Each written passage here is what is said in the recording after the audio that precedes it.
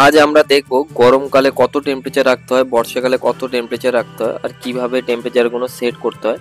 Freezer বাটনটা change করতে হলে ফ্রিজার বাটনটাকে প্রেস করলে এইভাবে চেঞ্জ হতে থাকবে। এটা ম্যাক্সিমাম 23 থাকে আর মিনিমাম হচ্ছে -15।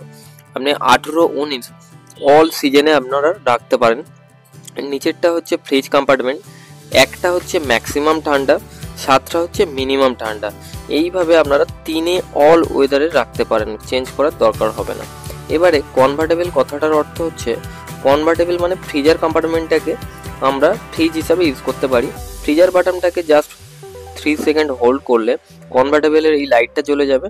ওপরেও 3 দেখাচ্ছে, এখন নিচেও 3 দেখাচ্ছে, মানে এখন কনভার্টেবল হয়ে গেছে। ফের 3 সেকেন্ড প্রেস করে রাখলে এটা নর্মাল কন্ডিশনে চলে যাবে।